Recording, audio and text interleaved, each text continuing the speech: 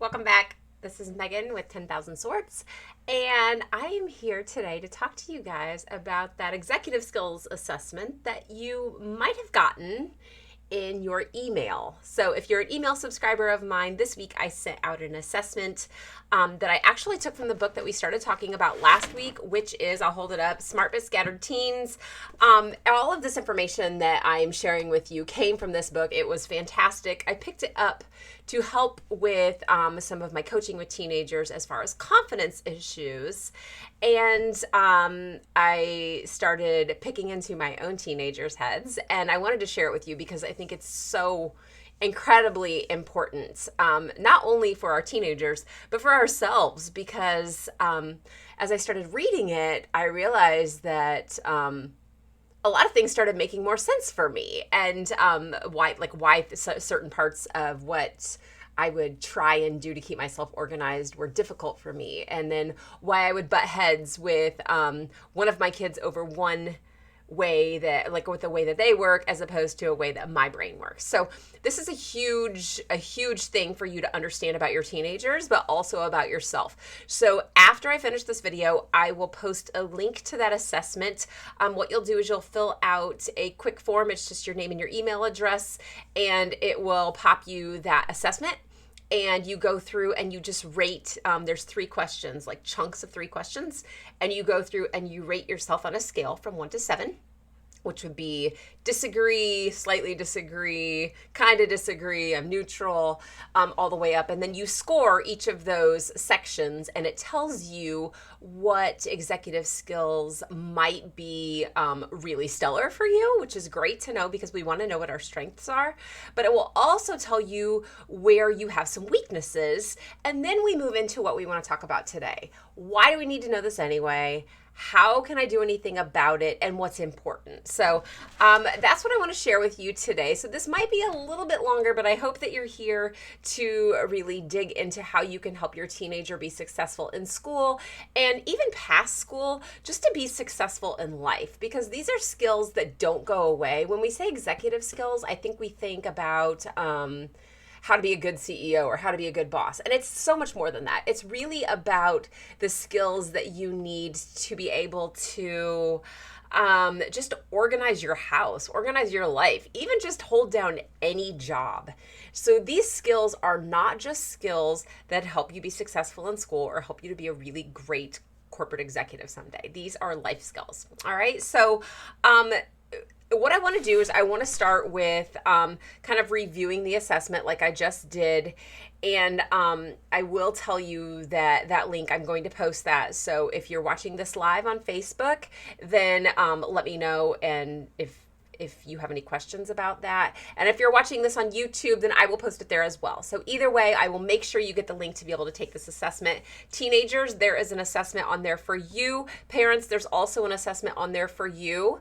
I really recommend doing parents and teenagers both, because I think you'll find out that when you're butting heads, it's probably because you have very opposite executive skills strengths and weaknesses. All right.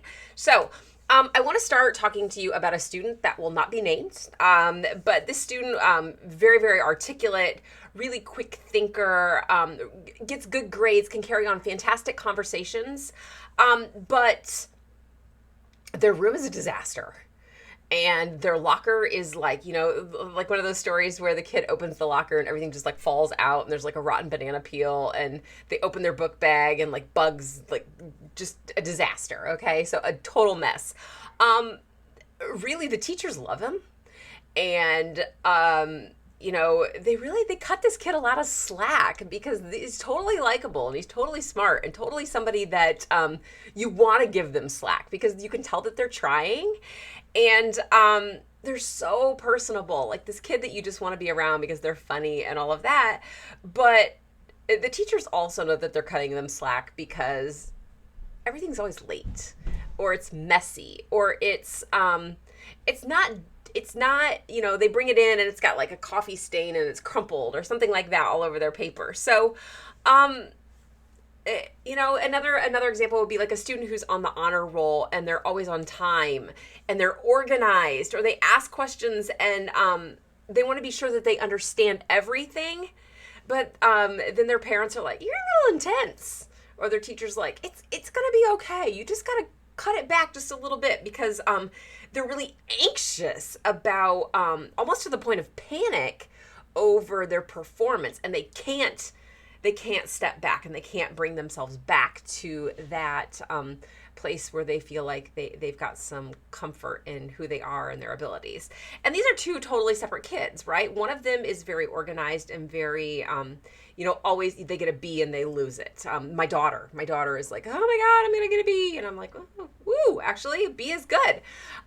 But two very different kids, both very smart, both very capable, but struggling on different places. So what do we do when we look at these kids, and how do we know how to help them? So if you have the kid that freaks out and yells at their parents and says she's swamped and she can't manage her emotions and she's crying, that's one problem. But then you also have the kid who is like cool as a cucumber, but there's like a disaster everywhere, dirty socks in the refrigerator or some horrible thing like that, okay? So why do we need to identify the executive skills, and what is important about this? The really great thing, as I mentioned before, is that this assessment is going to identify your strengths or your teenager's strengths as well as their weaknesses. And that's really important because we want to be able to tell our teenagers what they're doing well. As a rule of thumb, it takes three positives or three praises to offset that one negative. So when you want to see progress in your teenager or in your younger child, because you can start these, preferably we wouldn't be starting this when they're teenagers. We would be building these skills as they're toddlers. But if you're dealing with teenagers now, we want to start because we still have time. Okay? It takes three positives for every negative. So everything that you want to correct, you need to give three positives to build that confidence and to actually just inspire them to think that you're not just trying to ride their butt all the time. All right. The sooner you get a handle on these skills lacks, then the more likely you are to be able to intervene and really keep your teenager improving and building coping strategies and developing skills that will hopefully either stop that lag or be able to find some way to kind of like fortify a way to prop them up so that they're not always struggling, feeling like they're doing everything wrong, or I'm always a disaster, it's what I do. I always freak out, it's what I do. I can't keep track of time, it's what I do. Well, let's find ways to make sure that we are supporting those skills. All right. So what do we do with the results? You take this free assessment, okay, which, by the way, I did not create. Remember, I told you I'm getting all of this from the book Smart But Scattered Teens. The authors, just so I'm giving credit where credit is due here, is Richard Gurr. He's a PhD. Peg Dawson is an Doctor of Education. And Colin Guare. How do I say that last name? Guare. I apologize, Richard and Colin Guare. However, I am saying your name incorrectly. I'm sorry about that. So again, take it yourself and see how there might be a difference in understanding and perception between you and your teenager. Give it to your teenager. Say, hey, do this for me real quick. Let's just see what's going on. And then do it for yourself and see where there might be some mismatching in there. And I will tell you that I did this with my 14-year-old, as I mentioned last week, and we were we kind of laughed about it. And because he was like, yep, this is where I struggle. And I'm like, dude, that is definitely where you struggle. And the funny thing is, where he struggled was actually one of my stronger points, and where I struggled was one of his stronger points. So we kind of laughed, and I was like, you're going to have to hold me accountable, Gav, because I struggle here. Like I'm not strong in details. I'm not strong in organization, and he is, but he is got some other skills that he's not strong in that I happen to be strong in. So we butt heads, and I'm like, why can't you just do this? Why can't you just do this already? Like I'm very much a let's do it. I'm not a procrastinator at all. And I get really frustrated with myself because of my struggle with organization, that I don't want to procrastinate.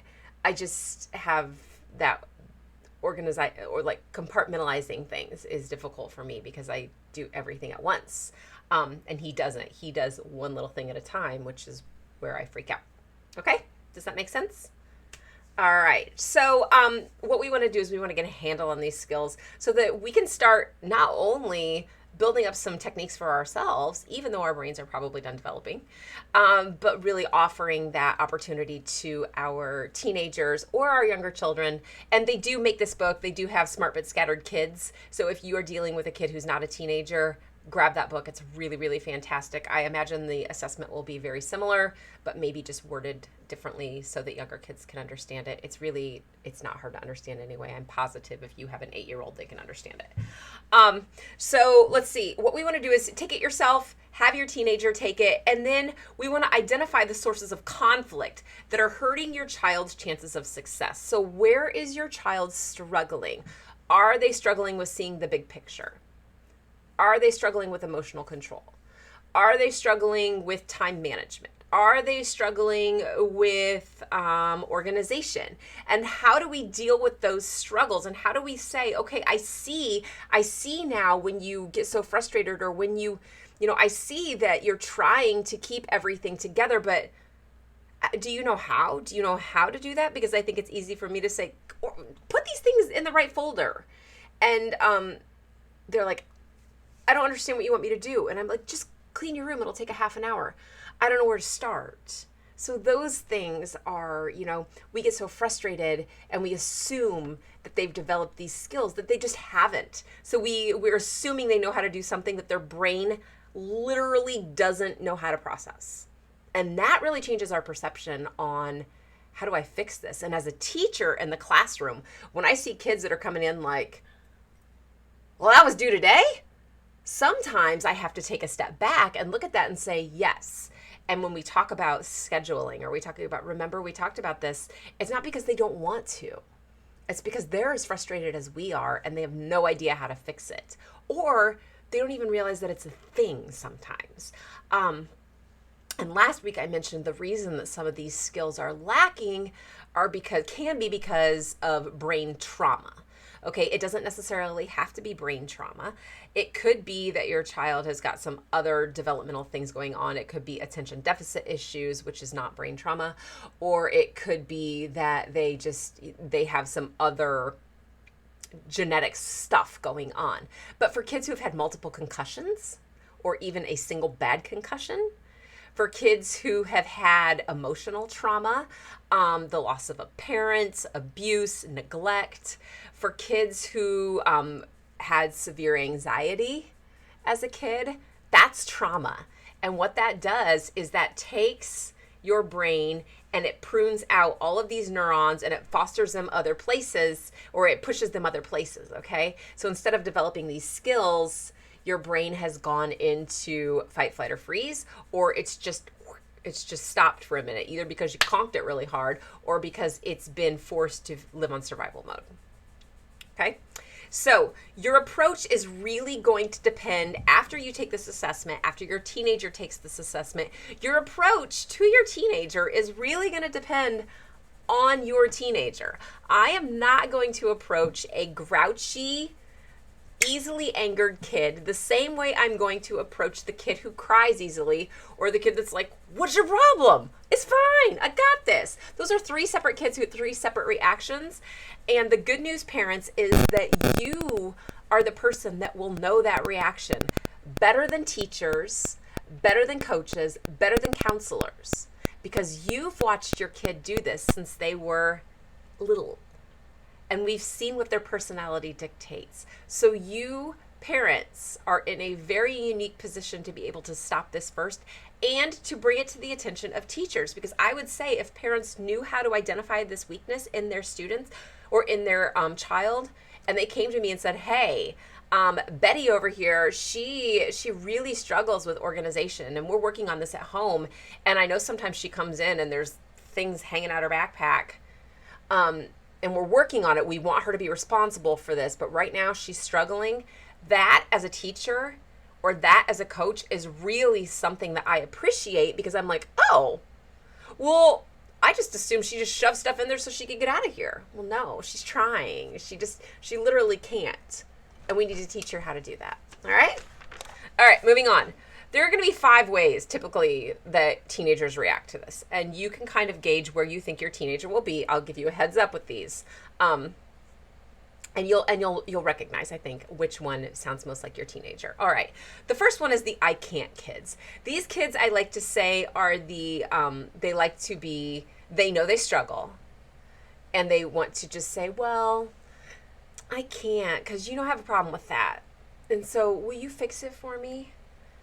These kids are the ones that kind of break our hearts. But to me, as a coach, these are the kids that frustrate me the most. Like, I'd rather have a combative kid than a kid that says, well, will you just do it for me? Because I'm like, nope. Nope. We're going to learn. The good news is that coaching and executive skills are like peas in a pod. We can coach on executive skills. It's one of those things where I love it with my coaching clients when I have a kid who comes with me with a very definite goal. Like, I need this. I need confidence. I am anxious. My backpack and my locker are a mess. When we come with a singular goal, it makes it easy to focus and easy to say, let's do this, let's knock it out. These kids are a little more difficult because they're like, I have ADD, or I'm really disorganized. Okay? This is when we start seeing parents who will do things like correcting their English papers for them. We'll say things like, I can't correct my paper. Will you help me? And then mom, dad, you end up going in and correcting their papers for them. Or they forget to clean up the table. And they're like, oh, I always forget. So you just do it for them because it's easier. I'm guilty of this, by the way. Don't think by any means that I'm pointing fingers at this, because I'm guilty too. All right. Excuses. Well, you know that I've got this, so I can't that.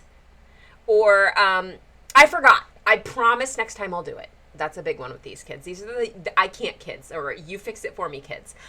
It's just who I am, so you're just going to have to deal with it. It's just, you can't, I'm sorry, I'm disorganized. That's just who I am. Okay, that's one type of kid. That's the I can't kid. I'll get help. The second type of kid is that I'll get help. If I can't fix it on my own, then I'll choose someone to help me. And remember, I talked about this with anxiety several weeks ago when we were talking about ways that you can really start making peace with anxiety and how you can start correcting anxiety. And these are the kids that say things that, like, they know they've got a problem. They're going to try and fix it on their own. And if they can't, they'll find somebody to help them. Now, mom, dad, that doesn't mean I'll ask you to help me. It might mean I will ask Billy's friend's mom to help me, or I'll ask my older sibling to help me, or I'll ask the neighbor guy to help me, or I'll ask my counselor or a coach to help me, okay? These are the kids that are the coach's dream, all right? Generally, these are your coach's dreams. They're motivated. They know they've got a problem. They don't deny it, and they don't play games, and they know that when it's time to get help, they're going to ask because they want to fix it, all right? These kids show a lot of maturity. They show a lot of willingness and wanting to change. These kids are exactly who you want to get, because these are the kids that are willing to say, I'm going to give this a shot. I know I got a problem. If I need help, I'll let you know, and I'll find somebody and I'll let you know who's going to help me with it. Awesome. The third type is, I know I've got a problem. Well, what will you give me if I fix it? These are your reward seekers, okay? It's irritating sometimes because you're like, I shouldn't have to give you anything to turn in your homework. You get an A. This can be really, really irritating. However, these kids run on incentive. And sometimes when we talk about the Love Languages book, if you've ever read that, these are your gift. Like, show me that you love me, give me something great. Okay? It's not a personality flaw. It is a thing. It is a love language. I will fix it myself. What will you give me? Or I would love to fix it. What am I going to get out of it? You can play this right. Okay, parents, this is when we learn to gamble a little bit. Be like, that's cool. How about this? If you can show me that you can turn in your work on time for whatever length of time you think is appropriate, and I would start small. Remember, we don't want to overwhelm them. Then if you do this, then I will, I will give you an extra half hour of screen time, or I will take you and your friends to the fall festival, whatever it is that they want to do. Okay, so you can play that incentive to your benefit. You can do this with younger kids too. You know what? If you can do this, if you can show me that you're responsible to do this, then yes, I will reward you. And your reward will be something you were going to do for them anyway. Okay? You don't have to pay money for this. It could be something you were going to do anyway. All right? The fourth type of kid. I guess it might be a problem. I'm going to try and do it myself. Okay? Maybe it's a problem. I'll do it myself. I can do this. They really try hard and they fail over and over. Okay? I would probably fall into this category as a kid, and I would probably fall into this category as an adult. We often try over and over again, and we fail over and over again. And sometimes it gets very discouraging, okay? I'm kind of moving past this. I've developed some coping skills on my own, but I do see this in my kids where they try over and over again, but they get discouraged. We have to help them create a plan, and really creating this plan of action and markers for success. So the funny thing is, as hard as it is for me to do this myself, it's really easy for me to do this with other people and to say, oh, well, this is what you need to do, and to create this. It's just hard for me. So when I said my executive skills weakness, you might have said, wait a minute, Megan, you said you're bad at organizing. I'm bad at organizing myself. I'm really not bad at organizing like desks or other things. I'm bad at organizing my calendar. So maybe, I don't know, maybe I've got multiple problems. So we want to have markers for success. We want to say, oh, hey, this is what you need to do to know that you're being successful. You've done it. You've done it. Good job. Okay. The fifth type, you ready for this? I don't have a problem, but if I do, I'll fix it myself. I don't have a problem, but if I do, or if I did have a problem, I would just take care of it. All right. This is the opposite end of the most frustrating. So one of the most frustrating is, please do it for me. The other one is, I don't have a problem, but if I do, back it off and let me do it myself. Tell them, okay, cool. You want to do it yourself, do it yourself. I will be looking for evidence that you have fixed this. As your parent, I need to see that you are doing what you need to do to fix this. All right? So when we talk about these responses that your teenagers can have, we really need to use what their response is going to be to decide what your response is going to be, because you don't want to set them off and push them away. Our goal here is to get them to start making changes in the way that they behave so that they can produce a desired result, not to make them angry.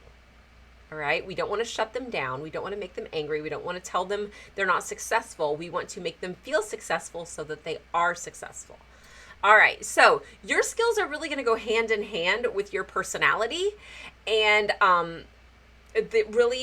your personality took a long time to develop. Okay. Babies have personalities and they're born with this little thing and we can see it grow. The same thing happened with you. And that personality is reflected in your parenting style.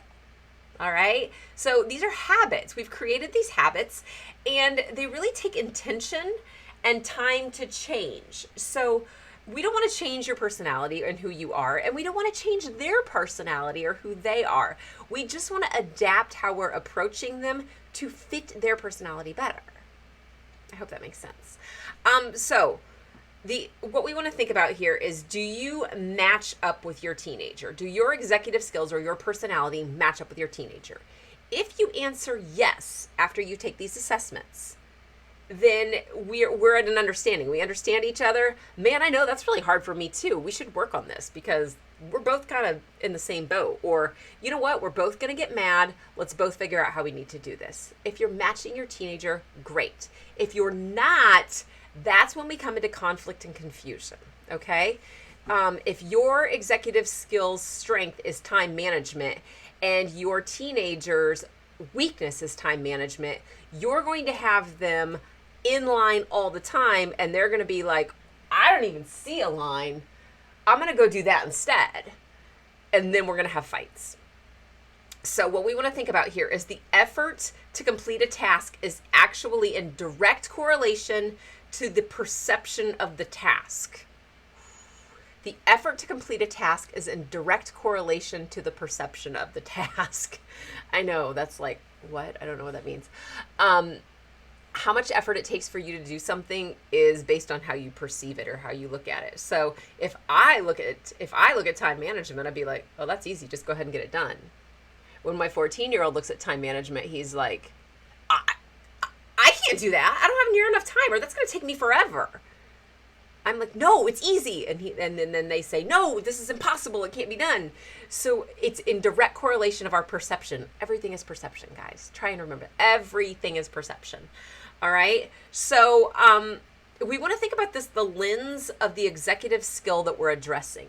So if we're looking at our teenager and their executive skill weakness is time management, and you say, I need XYZ done in 15 minutes, you've just taken their executive skills weakness and punched it in the face, because that's not something that they can do.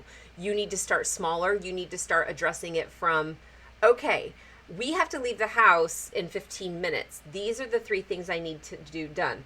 The first thing should only take you about 5 minutes. I want you to do that and come back to me, and then we'll go to the next.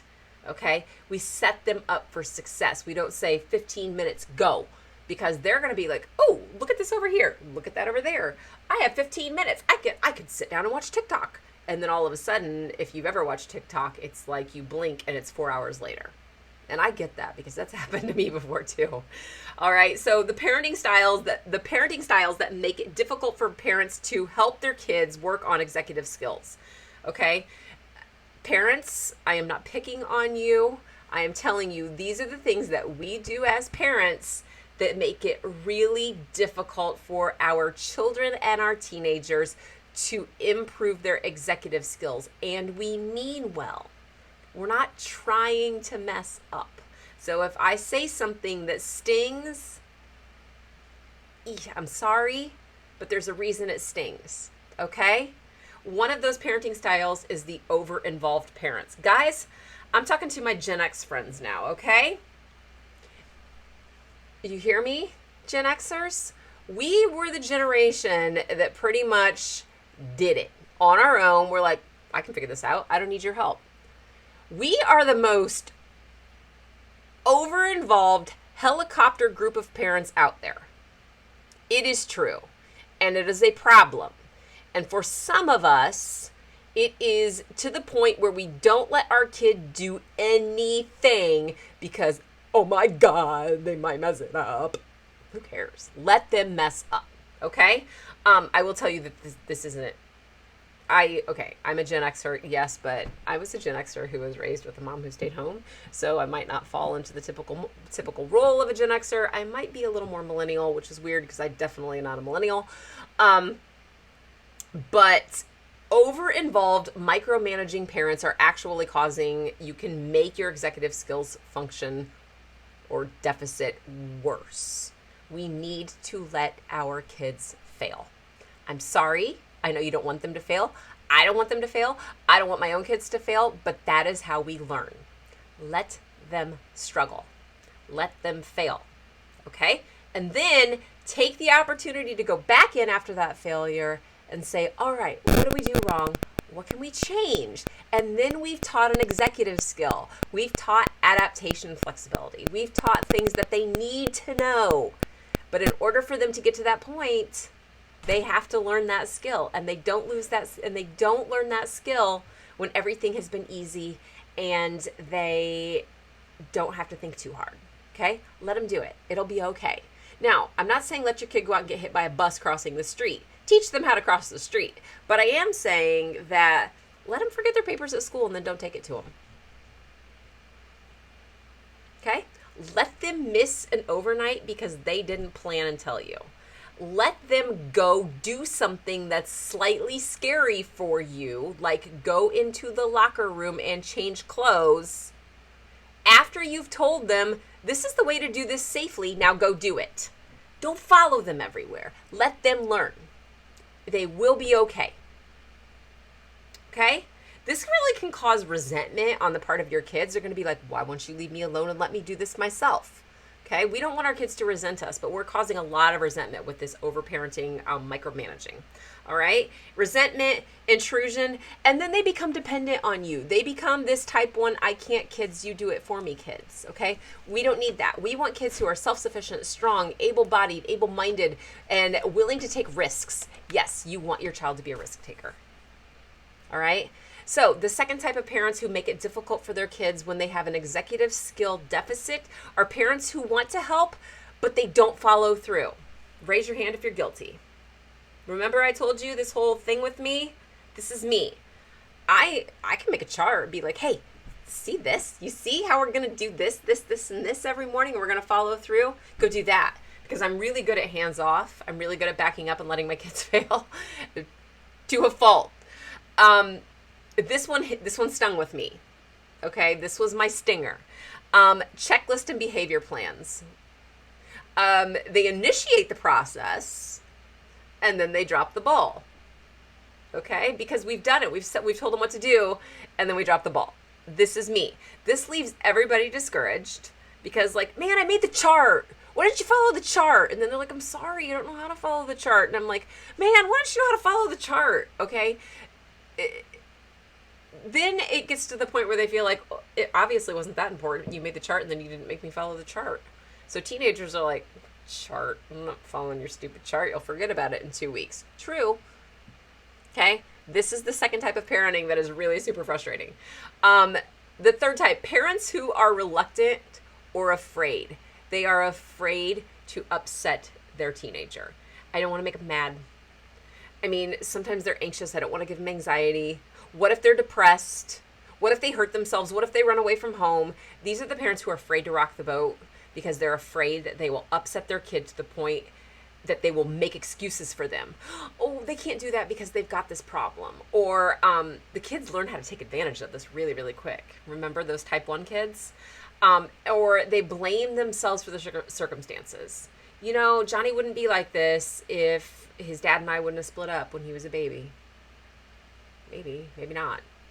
Okay? Kids are very resilient, you guys. If there's anything that I have learned from teaching where I teach, it is that kids are astoundingly resilient, far more resilient than we are as adults. Okay?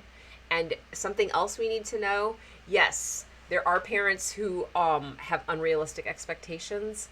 There's a difference between unrealistic expectations and having high expectations. Okay? That high tide raises all ships. It's okay to push back. It's okay to have expectations, and it's okay to stand your ground, and it is okay to say no and to follow through with it. And you might piss them off, and that's okay too, because you're not their friend, you're their mom. I usually know that I don't like to make my kids mad. I want them to be happy. But usually when I'm feeling like, you are not going to like this, and I grit my teeth and I'm like, no, you're not going. And they fly off the handle on me because they're mad, and rightfully so. I'm like, yeah, that was the right thing to do. And I don't want them to be mad at me, but I'm okay with it too. All right? So parents who are reluctant or afraid to confront their kids, confront. Don't be mean. Don't be little. Confront. All right. Tough love parents. They blame everything on motivation when it's actually a skills deficit. You know what? If you really cared, you'd get your butt up and do it. It could be that they don't have the skills, okay? Tough love is a good thing unless it's trumping the skills deficit, okay? That is why we need to know what these deficits are so we don't expect things that we shouldn't be expecting. And then permissive and punitive parents, these are the kind of the laissez-faire parents. They're like, no news is good news until it's not. All right? No news is good news. I hope everything's going well. What the heck were you doing at school? Okay, that hands-off parenting style. Haven't heard a word. Guess everything's fine. What do you mean everything's not fine? Okay, no news is not good news. No news means like, ooh, if my mom finds out about that, I'm not going to tell her. Okay, you got to ask. You got to ask. And finally, parents who disagree about how to handle their problems. And guys, you and your spouse, you and your partner, you and your co-parenter, however this looks for your family, you are not going to agree on everything. but you've got to come up with some sort of compromise to agree when it comes with how to deal with these executive skills, because the kid is going to play you like a fiddle. Dad says this, mom says this. Okay? Mom says this, mom says this. And then they look back and forth between two parents like, Dad, what do you think? They know how to do this. Come on. This is like a teen trait perfection, okay? You got to have consensus and you got to stick together. Even if you don't like the other parent. Even if you divorced him because he is like the biggest jerk or she is the craziest witch in the world, you have to do this together for the sake of your kid, your teenager or otherwise. I know you guys have heard this all before. I'm not a counselor. I'm just like saying this is the truth, okay? So finally, effective parenting for executive skills. Ask your teenager for input. Ask them what would help them. What do you think might help you? If you don't want to do this, call a coach. This is what we do, okay? Ask them for their input. Ask them what they need. Ask them what they want. Be willing to give them a shot at solving it themselves. They may not have realized it was a problem until they take this little questionnaire thing. They might be like, oh, dang, that really is a thing, isn't it? I really do have a problem there. Let them try. Work in partnership with them. If they want to try, ask how you can support them and then do what they ask you to do. All right? You can do that. And you don't have to come up with it yourself. It was their idea, so it takes the load off you. And finally, use communication techniques. Okay? That means listen more than you speak. Okay? Watch them, listen to them, and respect what it is, what they want. Okay? If they don't want to change, find a way to encourage them without trampling their self-esteem. If you need help with this, guys, that is what counselors do, and that is what coaches and teachers do. As a teacher and a coach, this is a huge issue in classrooms. This is a huge issue for confidence, and this is a huge issue for anxiety. Because if you're always afraid you're going to make someone mad, or you're going to fail your assignment, or you're going to lose your things, you start to worry about it, and you start to feel incapable. And those are not things that we are looking for our teenagers. We don't want that for them. They don't want it for them. So this is something that I do in my business with 10,000 Swords. This is something that lots of coaches who work with teenagers and adults do. There are coaches for parents. There are coaches for teenagers. There are teachers. There are guidance counselors. And there are so many resources for you. And I'm going to offer another one in the comments section right below this video. Grab this questionnaire. The first part of it is for parents. The second part, it's the same thing, but I just reworded it a little bit for teenagers. All you have to do is give me your name and email address. You will get one email a week from me, but you'll immediately get access to this questionnaire. And then I will follow it up with this video in an email reply to say, hey, thanks for grabbing this, so that you can watch this video again just to go over the results, all right? So that you know what it is. Next week, we're gonna go a little bit deeper into this, and we're gonna start going into, okay, this was my strength or my weakness, or my teenager's strength or weakness. What do I do with this? All right, we're going to keep going with this for a while. It's a huge confidence booster for your teenager, a huge anxiety buster for your teenager, and for you. If you have any questions or comments, please don't be shy about leaving those below this video. If you are watching this on YouTube, please subscribe and like. If you're watching this on Facebook, share it with people who can use it. I'm keeping this questionnaire up for however long I feel like leaving it up. Might be 6 months, might be 6 weeks, but it's out there because I think it's so important. And like I said, if you want to get this book, it is called Smart But Scattered Teens. There is also one called Smart But Scattered Kids. That's what I'm walking you through. Thank you for watching me today. Thank you for being here and being the great parent that your teenagers need. I will catch you again next week. See you later.